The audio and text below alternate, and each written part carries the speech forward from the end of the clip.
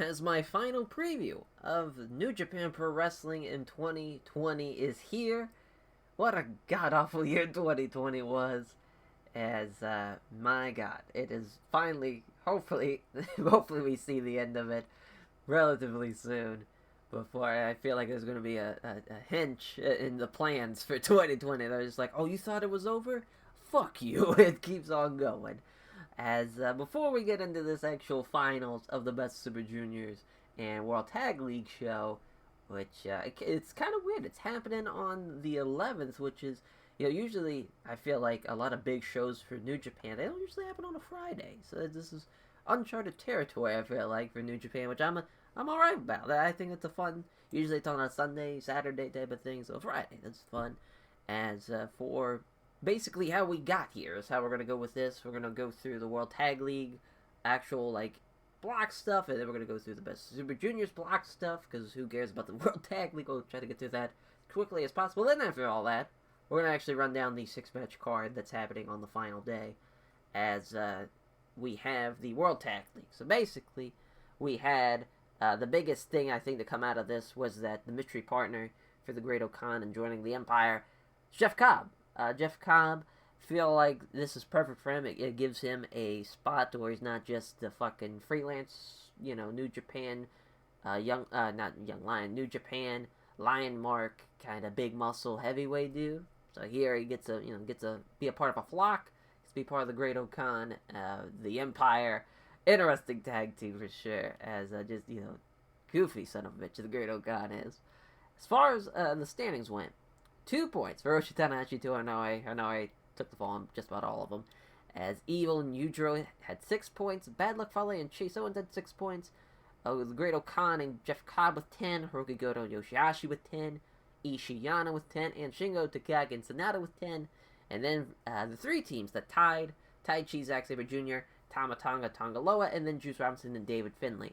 So basically, what happened was, Finn Juice had the tiebreaker win over both Robinson and Finlay, over Taichi and Sabre, as then I believe Guerrillas of Destiny also had that as well, if I remember correctly. They did, so yeah, that's why obviously they are there on the 3rd spot at 12.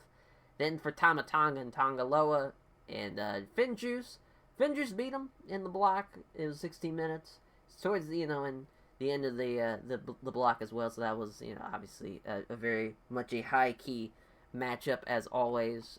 Finn Juice and God usually are.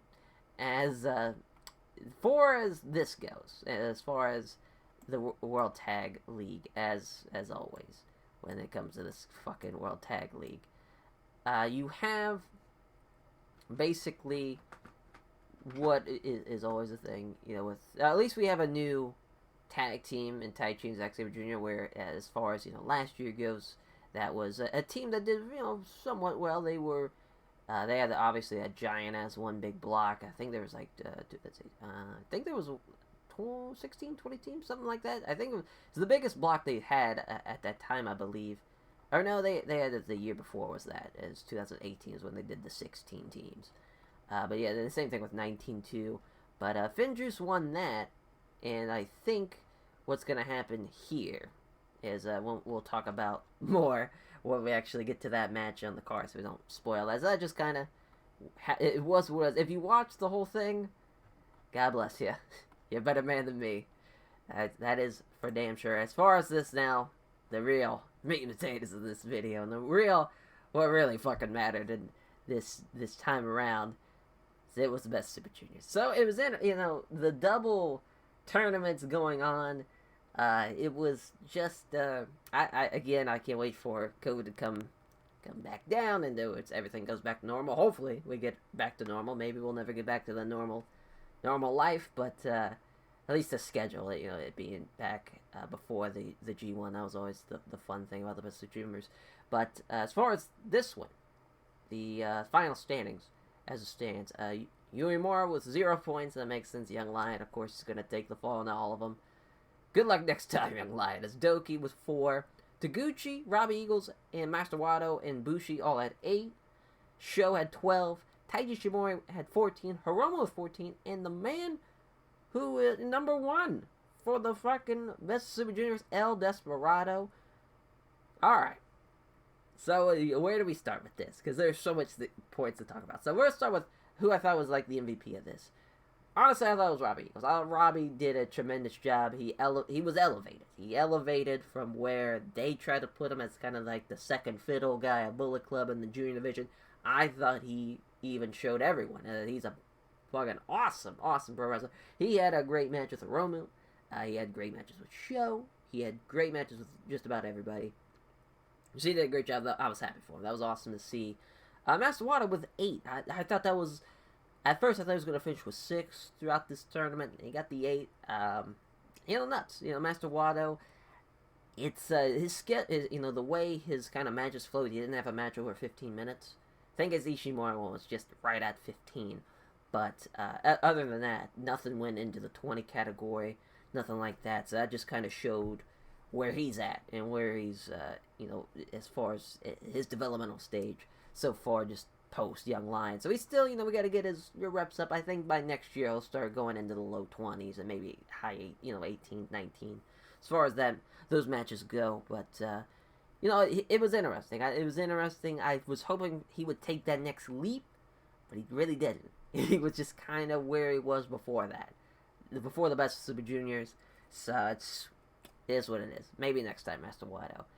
I'm a fan of Hiroko Wada. I think he's awesome, but he's just got to get it together. He's just got to, bring it together. It's tough, though, because a lot of the last really great young lion to come back from Excursion and just dominate, that was Hiromu. Hiromu did it no problem. Sho is starting to do that as his singles run is going on. He's turned into a hoss and a half. He'll be a fucking problem for sure. But it's tough. It's a tough thing to come back from. And then the biggest talking point, I think, of this whole thing. Fucking El Desperado, man.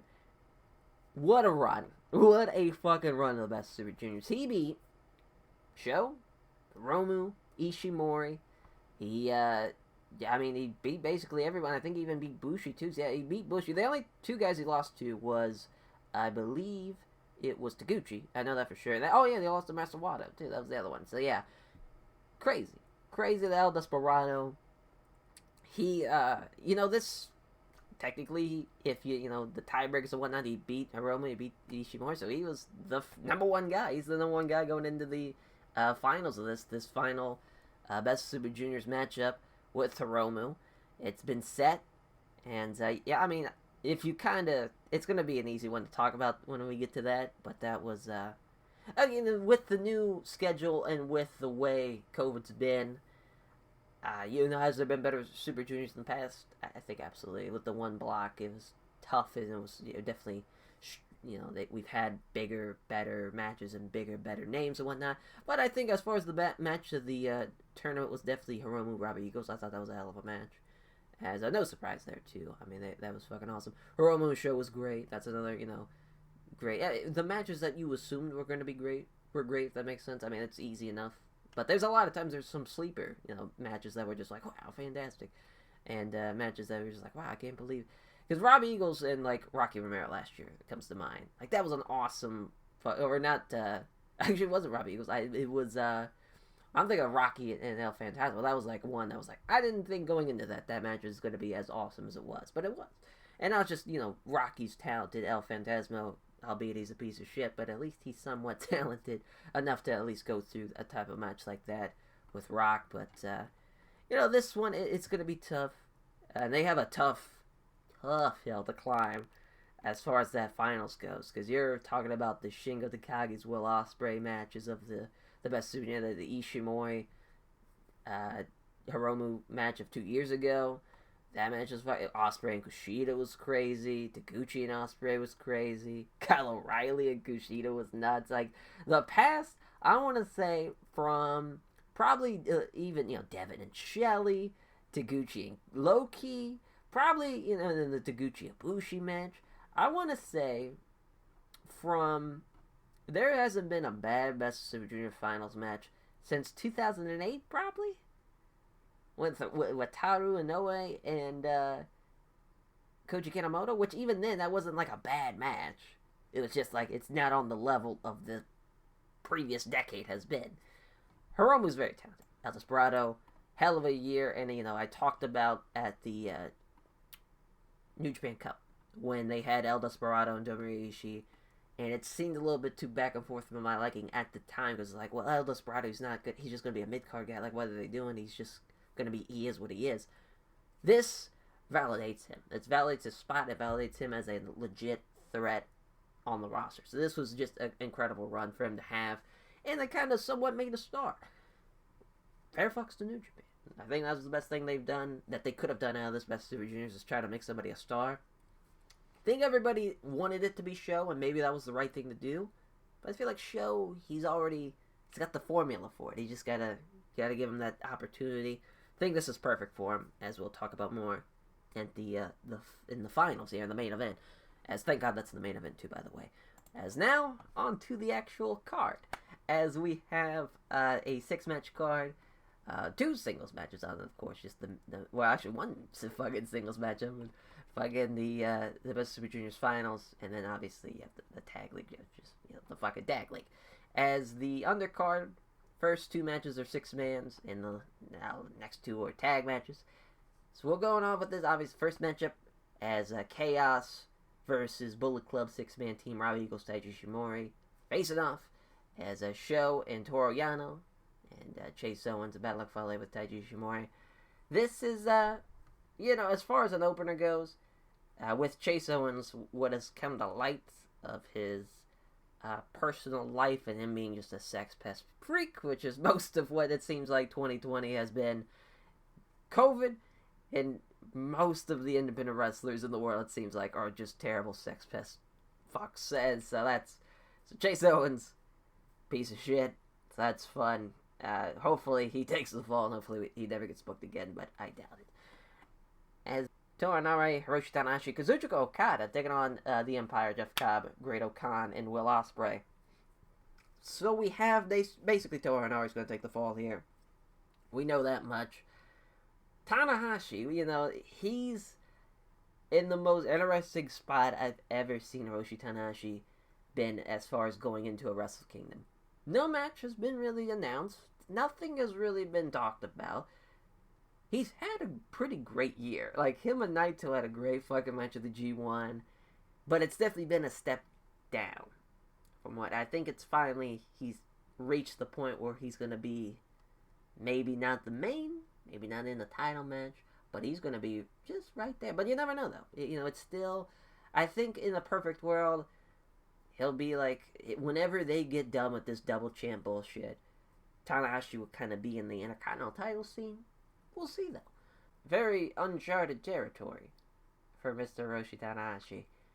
As this is just where we're at. This is where we're at as far as his career has gone. God bless him. He's 40-some years old. It's better time than now. And instead of being as, 57 years old, Kaiji Muto, looking at you, being in a GHC heavyweight title match. So at least we got that going for us. But this match, obviously Okada, Ospreay, they're not going to touch, because, don't know if the Wrestle Kingdom matchup. I feel like they're either going to have Tanahashi take on Ospreay on the second night, so maybe they'll have something with that. I feel like that might be the plan, which, that is piece of shit. The man who should have been Dave Will Ospreay.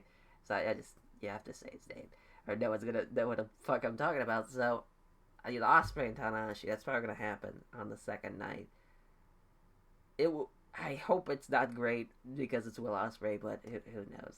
I'm sure it's gonna be an interesting style. If Tanahashi brings him down to Will's, if Will has to slow down and kind of work a Tanahashi New Japan main event type of style and formula, I'll be intrigued, but I don't think Will's gonna do that. He's gonna try to do his shit, and then Tanahashi's gonna just try to slow down. It's just gonna be a mixed match of things. Maybe it's gonna come across scary. I'm optimistic. I'm very optimistic. But Jeff Cobb too, what he's gonna do with as far as Wrestle Kingdom goes and whatnot, I'm sure him and Great-O-Khan is gonna be like the undercard. Like maybe they'll have another versus the Empire and they'll do a 6-man for the never open weight belts. Who knows? Who fucking knows? But yeah, I'm gonna go with Toru Yano taking the fall. Moving on, Sonata, Shingo, Takagi taking on Yujiro and Evil. I was so happy that Evil and Yujiro did not go anywhere far in the World Tag League. We kind of knew that was going to happen, though. Yujiro was going to take a lot of the fall and whatnot. They'll protect Evil. Sonata and Shingo could be a good team, but I don't think they'll ever give it a chance. And, what Sonata and Shingo have been doing as far as their chemistry-wise and whatnot, it's not really there. I was hoping it would be there. I was hoping it'd be better than the Sonata Evil team, but it doesn't seem like that's going to happen. It's still very early on, and they haven't really tagged together a whole lot. This is really their first big kind of step towards that, maybe.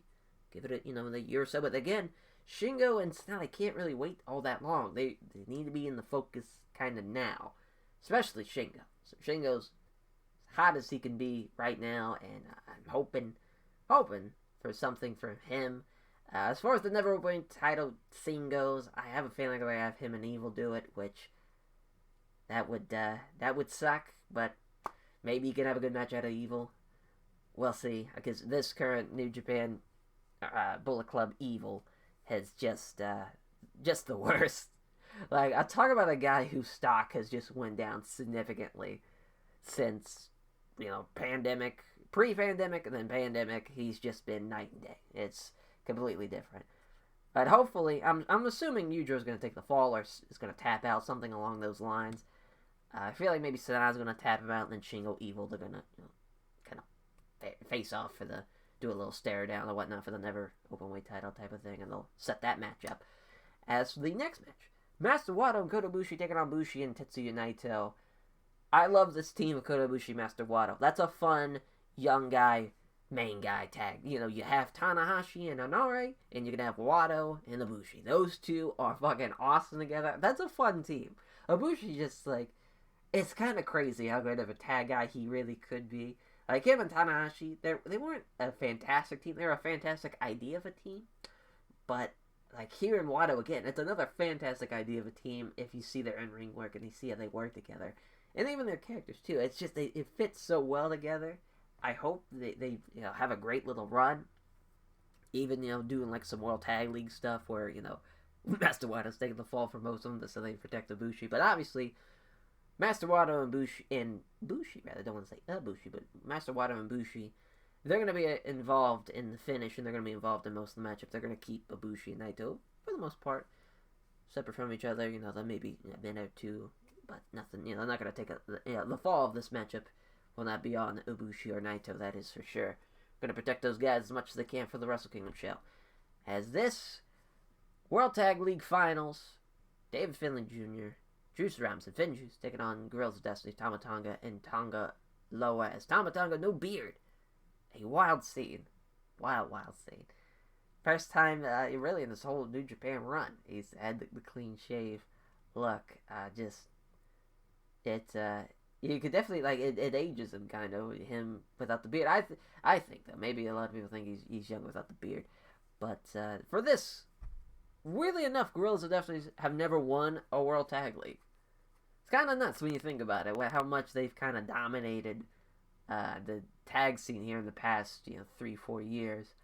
But, it's always been they were the champions going into it. So now, you could kind of get away with that now. You can do it and have them win. It's kind of nuts when you also think about just how much they've been a part of New Japan, especially Tama Tonga. Tama Tonga, 8 years now probably has been a part of the New Japan. And whoever wins this is going to obviously take on Taichi Zack Sabre Jr. God, Taichi Zack Sabre Jr. Maybe not as good of a match as Finju's and Taichi and Zack Sabre Jr. would be. It's the Dangerous Checkers. But I got a feeling.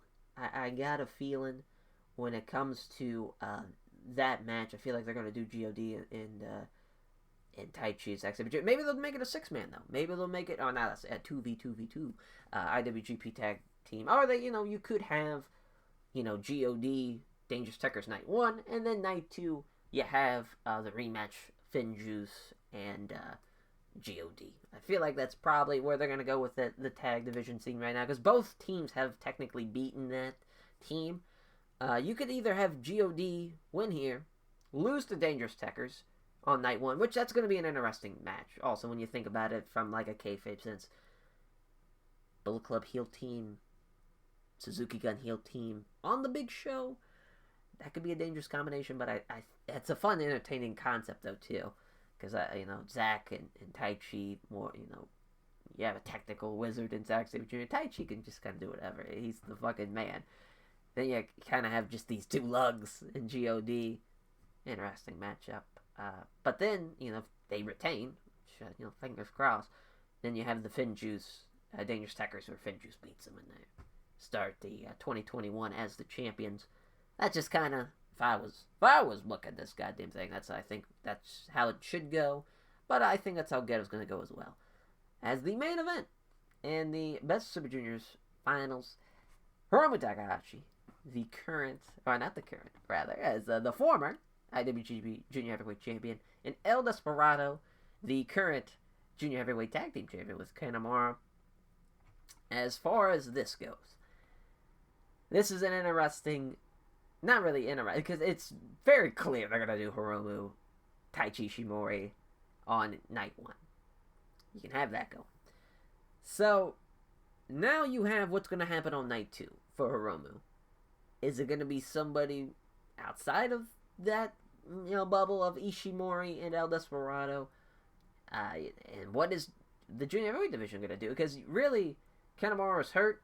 From what I've been kind of told, seems like he's not going to be able to make that Wrestle Kingdom show. So they're going to have to do something involving that Junior Heavyweight Tag Team division. Will they vacate the belts? Will they just not book them? Who knows? But I think, at least for the most part, with El Desperado beating Hiromu already in the block, it makes sense that Hiromu's going to get his win back. But also, too, from the stance of El Desperado as a Junior Heavyweight Tag Team Champion, don't need it.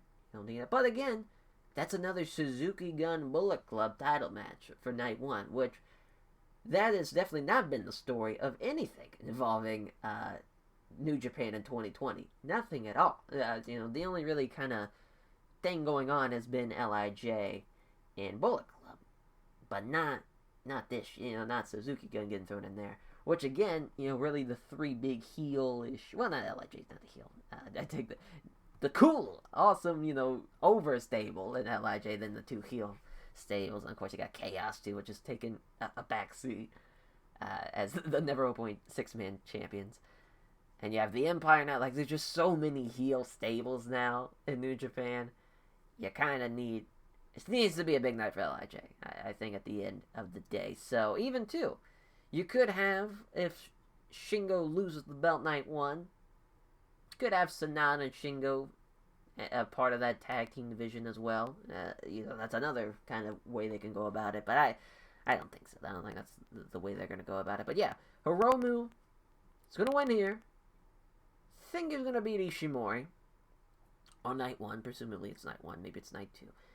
That wouldn't make any sense if it's night two, but you never know, I guess. So he beats him night one. Night two, God only knows what's going to happen. In a perfect world, him and Ryu Lee, I always felt like they should have a Wrestle Kingdom match. Maybe it's a little too much. They've faced each other so many times, but I just think that's a Wrestle Kingdom match, But you can do Hiromu and Sho. Could do that. Because I feel like Kanemaru... I have not seen... Kanemaru. I have not seen Yoshinobu Kanemaru, and I haven't seen really anything from Yo. This whole, maybe I've just been... Not really, as I'm recording this, maybe I'm just blanking on him, but I just feel like he hasn't been booked on a lot of these tours or whatnot. It's interesting. Interesting for sure. But, Hiromu's going to walk out of there as the champion, 1,000%. I think GOD is going to win their first world, their tag league, so that's going to be something, at least a milestone for them that I think they kind of need. Not really need, but deserve to at the same time. Sure, they're not a great tag team by any stretch of the imagination. They're not great. But they've been a staple of the tag division, and to be a legitimate staple of that tag division and being the top tag team in New Japan, you got to win the World Tag League. So just get your win there.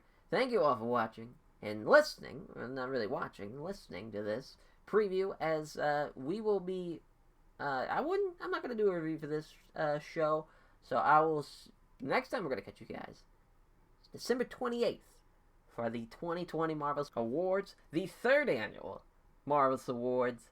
An exciting fucking time when I get to talk about all the Japanese pro wrestling that I wonder what has been really revolutionary throughout the year, and what's been the high points, and for this year, as there's been a lot of low points with the COVID-19, but there's also been tragedy as well that we'll talk about there. Thank you all. We'll get you guys next time.